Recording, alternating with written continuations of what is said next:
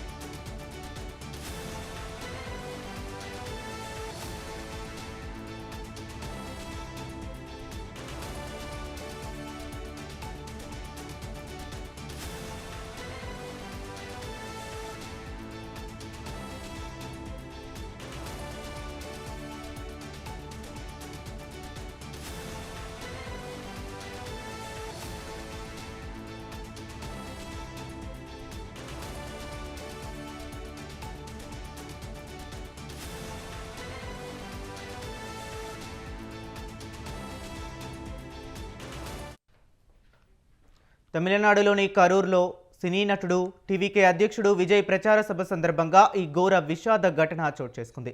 తొక్కిసలాటలో 8 మంది చిన్నారులు సహా 39 మంది మరణించారు. వచ్చే ఏడాది తమిళనాడులో జరగనున్న శాసనసభ ఎన్నికలకు సిద్ధమవుతున్న విజయ్ నెల 13న రాష్ట్ర వ్యాప్త ప్రచార యాత్రను ప్రారంభించారు. శనివారాల్లో మాత్రమే 2 జిల్లాల్లో ప్రచారం చేస్తున్నారు. ఈ శనివారం నమక్కల్లో ఉదయం ప్రచారం చేపట్టి సాయంత్రం కరూర్ చేరుకున్నారు. అక్కడ వేలుసామీపురంలో రాత్రి 7:30 విజయ్ ప్రసంగిస్తుండగా ఆయనకు సమీపంగా వచ్చేందుకు పలువురు ప్రయత్నించారు.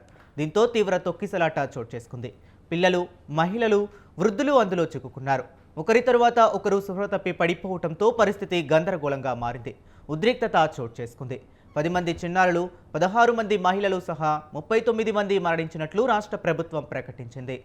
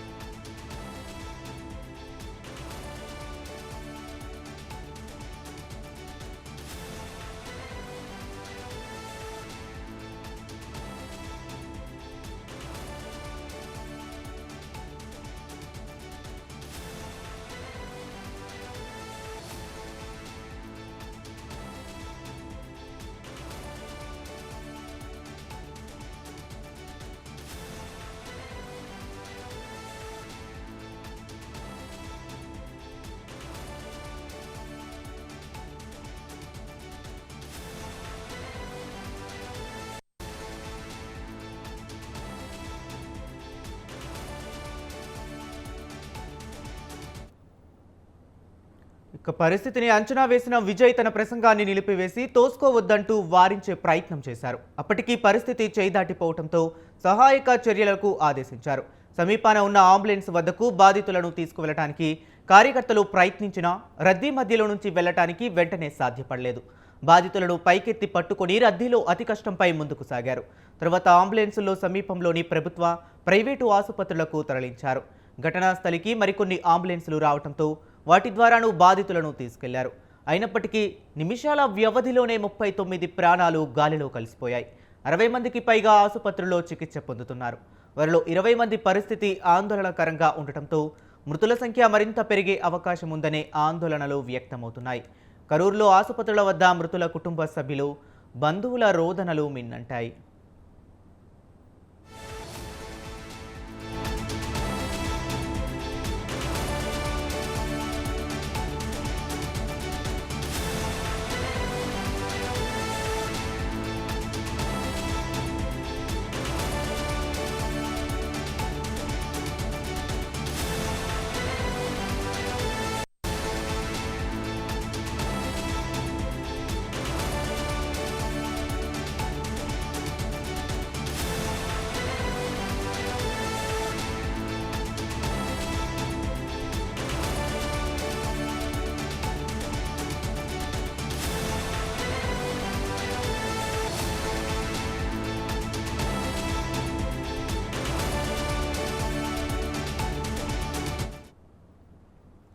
తొక్కిసలాటకు దారితీసిన పరిస్థితులపై భిన్న కథనాలు వినిపిస్తున్నాయి. విజయ్ ప్రసంగిస్తున్న సమయంలో విద్యుత్తు సరఫరాలో అంతరాయం ఏర్పడిందని కొందరు, తమ అభిమాన నటుడైన విజయ్ను దగ్గర నుంచే చూడాలన్న ఆతృతతో కొందరు వేదిక వద్దకు దూసుకొచ్చేందుకు ప్రయత్నించారని మరికొందరు చెబుతున్నారు.